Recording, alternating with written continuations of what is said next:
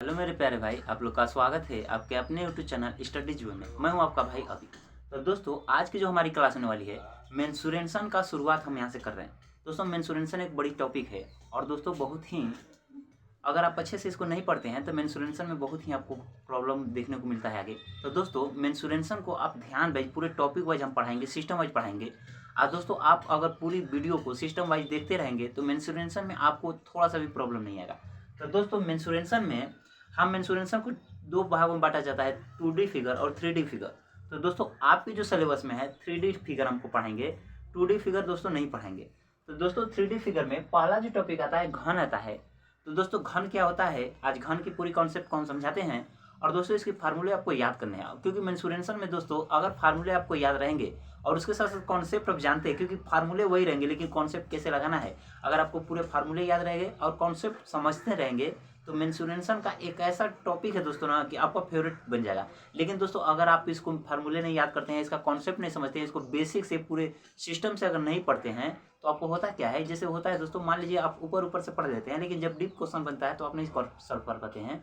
तो दोस्तों, आज की क्लास जो होने वाली है, हम पूरी की जीरो से लेकर हीरो तक का सफर आपको तय करवाएंगे। और दोस्तों, इसमें क्या, जिसे आज पूरी कॉन्सेप्ट इसके हम बताने वाले हैं घन का, इसके बाद दोस्तों घन आपका। तो आज की वीडियो में हम दो चीज़ पढ़ाने वाले हैं आपको, घन और घना। घन और घना आपका पूरी कॉन्सेप्ट सेम टू सेम है, बस उसमें अंतर होती है दोस्तों आकृति का। आकृति घन में क्या होती है कि टोटल इसकी लंबाई चौड़ाई और ऊंचाई सेम होती है, और घना में दोस्तों अलग होती है। तो ध्यान से देखिए दोस्तों, हम आपके सामने जो बनाए हुए हैं ये घन है। घन क्या होता है दोस्तों, वैसी कोई भी आकृति जिसकी लंबाई हो, चौड़ाई हो और ऊंचाई हो, उसको दोस्तों घन बोलेंगे। लेकिन कंडीशन है इसकी कि लंबाई, चौड़ाई और ऊंचाई समान मतलब होना चाहिए। लंबाई अगर x मीटर है तो चौड़ाई भी x मीटर हो और ऊंचाई भी x मीटर हो। दोस्तों, अगर लंबाई 2 मीटर है तो चौड़ाई भी 2 मीटर हो और ऊंचाई भी 2 मीटर हो। तो दोस्तों, घन उसी को बोलते हैं, वैसी कोई आकृति जिसमें लंबाई, चौड़ाई और ऊंचाई हो और इसके साथ साथ तीनों की मतलब लंबाइयाँ जो हो, माप हो, समान हो। तो दोस्तों, घन जो होता है, घन में आज पहले टॉपिक है हमारा घन का आयतन। दोस्तों, घन का आयतन निकालना होगा तो घन का आयतन होता है भुजा क्यूब। भुजा क्या है दोस्तों, जैसे यहाँ से दोस्तों, यहाँ से लेकर यहाँ तक इसकी साइड है, तो बोलिएगा इधर भी साइड है। हाँ बिल्कुल दोस्तों, यहाँ से लेकर यहाँ तक भी साइड है, चूंकि इसकी सब साइड तो इक्वल रहती है, तो इसी तरीके से दोस्तों सब लिख देते हैं। तो दोस्तों, इस हाइट को हम ऊंचाई बोलते हैं, इस हाइट को दोस्तों क्या बोलते हैं, तो बोलिएगा लंबाई बोलते हैं। तो बोलिएगा दोस्तों, इधर वाली जो अब आपको दिख रही है इसको दोस्तों चौड़ाई बोलते हैं। तो दोस्तों, लंबाई को एल लिखते हैं, लेकिन चूंकि इसमें तो सब साइड इक्वल है तो हमेशा ए ही लिख दिया जाता है। दोस्तों, फिर से समझिए, घन का आयतन क्या होता है, भुजा क्यूब। मतलब जो भी साइड दिया रहेगा उसका 3 बार गुणा कर देना है, भुजा क्यूब हो जाता है। तो दोस्तों, हम बार बार इतना चीजें घन का आयतन न लिखकर डायरेक्ट हम वॉल्यूम लिखेंगे, और वॉल्यूम को भी लिखेंगे। v इक्वल टू भुजा को दोस्तों हर बार हम भुजा हिंदी में न लिखकर ए लिखेंगे। इससे क्या होगा दोस्तों, एग्जाम के टाइम में आपका जो सो समय बचेगा। और देख रहे हैं, इतनी बड़ी बड़ी हिंदी को आप छोटी सी इंग्लिश अगर समझते हैं तो TSA लिख सकते हैं, टोटल सरफेस एरिया। तो आपको ध्यान समझना है कि हिंदी आप समझिए जरूर, लेकिन जब सवाल का यूज करेंगे हम दोस्तों तो उसमें हिंदी नहीं लिखेंगे हम। वहाँ पे क्या होगा कि आपको शॉर्ट में लिखेंगे, इंग्लिश में लिखेंगे। इंग्लिश में लिखने से क्या होगा दोस्तों, आपका टाइम बचेगा, और दोस्तों टाइम बचेगा तो आप उस टाइम को और कहीं भी दे सकते हैं। ध्यान से देखिए दोस्तों, घन का आयतन होता है भुजा क्यूब, यानी आयतन को दोस्तों बोलते हैं वैल्यूम, जिसको हम लिखते हैं v इक्वल टू भुजा को बोलते हैं a, और पावर 3 है तो भुजा क्यूब। दोस्तों, जहाँ a क्या है, घन की भुजा है। दोस्तों, दूसरी बात है, दूसरा फार्मूला आता है घन का पार्श्व पृष्ठीय क्षेत्रफल। दोस्तों, पार्श्व पृष्ठीय क्षेत्रफल क्या होता है, जैसे दोस्तों आप लोग के पास कोई क्यूब आता है जो गेम खेलने वाली होती है, उसको समझिए, या लूडो का जो खेलने वाला आता है, छोटा सा गोटी होता है उसका, उसको समझिए। तो पार्श्व पृष्ठीय क्षेत्रफल दोस्तों होता है, या अपने घर को समझिए। घर तो हालांकि घना आकृति का होगा, लेकिन कल्पना कीजिए कि उसकी लंबाई, चौड़ाई, ऊंचाई सेम है।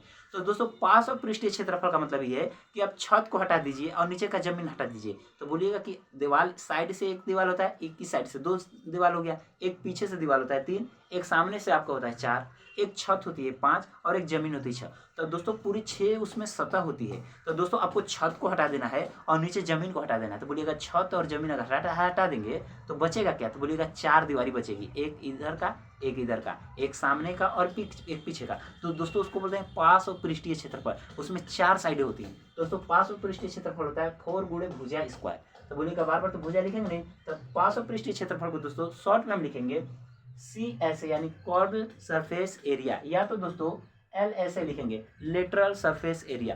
दोनों में से कुछ भी लिख सकते हैं, इक्वल टू 4A स्क्वायर होता है।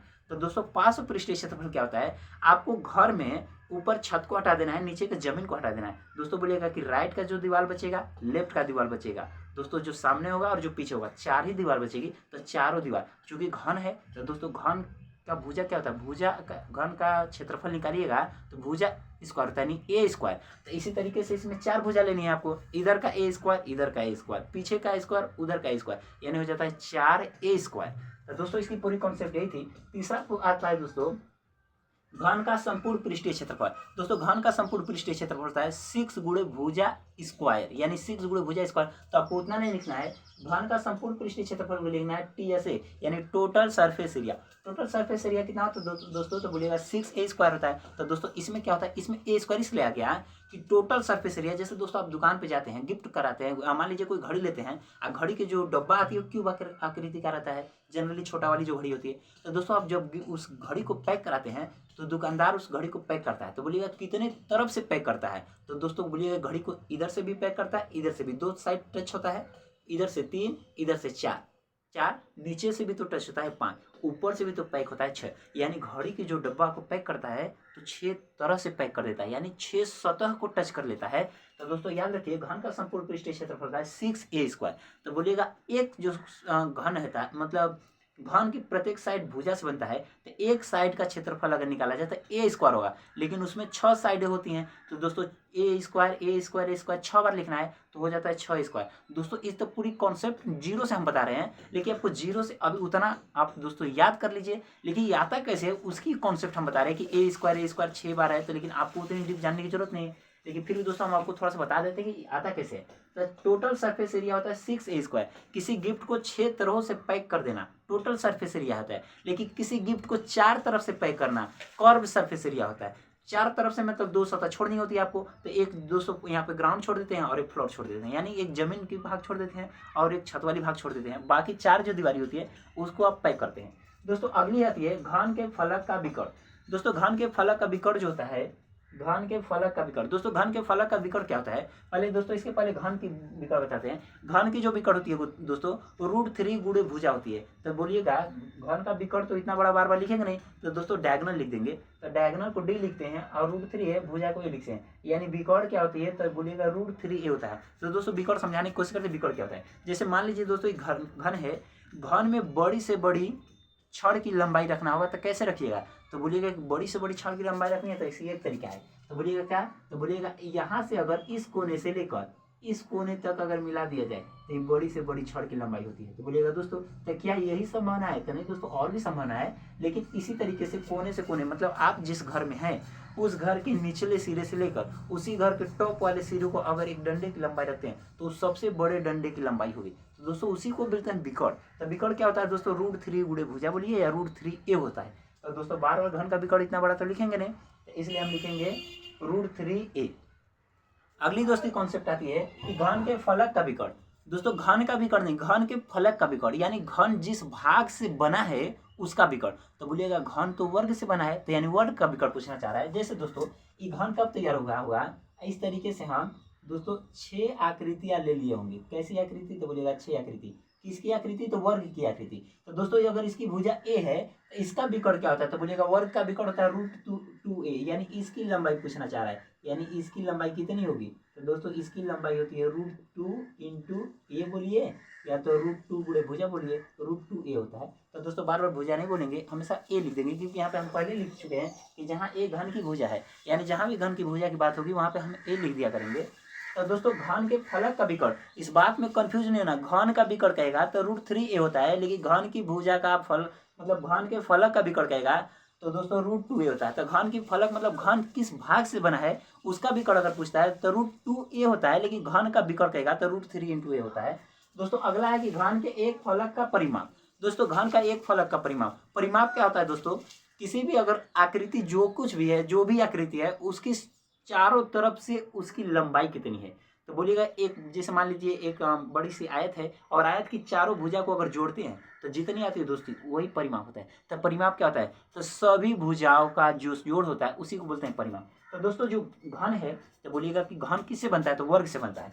तो दोस्तों आपके सामने एक अगर वर्ग बना रहे हैं तो बोलिएगा वर्ग तो बना दिए हैं। अगर वर्ग बन गया दोस्तों तो इसकी साइड a होगी, और वर्ग है तो चूंकि सब साइड तो a ही होगा, तो बोलिएगा ए क्यों मान रहे, बी क्यों नहीं मान रहे, बी भी मान सकते हैं, लेकिन दोस्तों जनरली ए ही हमेशा बुक में आपको देखने को मिलता है, इसलिए ए। वहाँ पे एक्स वाई जेड कुछ भी मान सकते हैं, पर एक को एक्स मानिएगा तो सब एक्स मानना है। तो दोस्तों परिमाप क्या होता है, परिमाप का मतलब होता है सभी भुजाओं का योग, यानी इसको जोड़िए तो ए, इसको भी जोड़िए तो ए, इसको भी जोड़िए तो ए, इसको भी जोड़िए तो ए, यानी ए ए ए ए, कितने बार ए हो गया, 4 ए। तो दोस्तों वही बोला है कि घन के एक फलक का परिमाप 4 ए होता है। तो बोलिएगा एक फलक, लेकिन ऐसे कितने फलक हैं दोस्तों, तो उसमें बोलिएगा 6 फलक हैं। तो इसमें सवाल इसलिए बोल रहे हैं दोस्तों, जिससे सवाल दे देता है कि घन के एक फलक का परिमाप दोस्तों 24 है, तो उस घन का आयतन बताइए, उस घन का विकर्ण बताइए। तो दोस्तों वहाँ पे 4a = 24 करना है, a का मान 6 आएगा, a का मान जैसे 6 निकालते हैं। तो दोस्तों इसमें से कोई भी फार्मूला आपसे पूछता है, वहाँ पे a की जगह 6 रख देना है, और आपका मात्र आपका सवाल दोस्तों आपके कदमों में आ जाता है।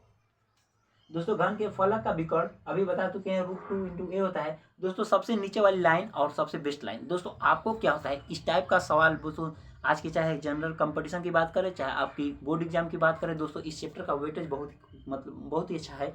और साथ साथ दोस्तों ये ऐसी चैप्टर है ना कि आपको आगे की ओर लेकर जाएगा, और आगे आपको इसी चैप्टर से बहुत सारा सवाल मिलेगा। चाहे कंपटीशन की बात देखिए दोस्तों, आपको बोर्ड एग्जाम तो सीमित नहीं रहना है, आगे कंपटीशन को भी चलकर देखना है कि कंपटीशन क्या होता है। तो दोस्तों कंपटीशन में भी बैठना है और अभी बोर्ड एग्जाम में भी। तो दोस्तों अभी से एक कदम अपना स्टेप अच्छे से रखिए, फिर दोस्तों कंपटीशन आपको आसान हो जाएगा।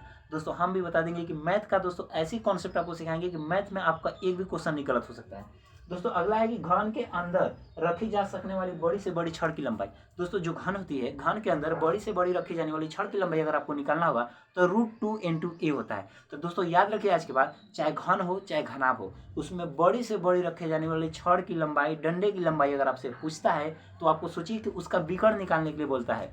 जब भी बड़ी से बड़ी छड़ की लंबाई, जब से बड़ी बड़ी डंडे की लंबाई अगर पूछता है तो बोलिएगा कि उस भाग का मतलब उस जो आकृति होगी उसका विकर्ण निकालना है। जैसे घन है, घन में बड़ी से बड़ी छड़ की लंबाई अगर पूछता है तो दोस्तों ये सोचिए कि घन का विकर्ण निकालना है। तो घन का विकर्ण का जो फार्मूला होता है दोस्तों वही बड़ी से बड़ी छड़ की लंबाई होती है। तो दोस्तों यहाँ से है कि घन के अंदर रखी जा सकने वाली बड़ी से बड़ी छड़ की लंबाई होता है √2 × a।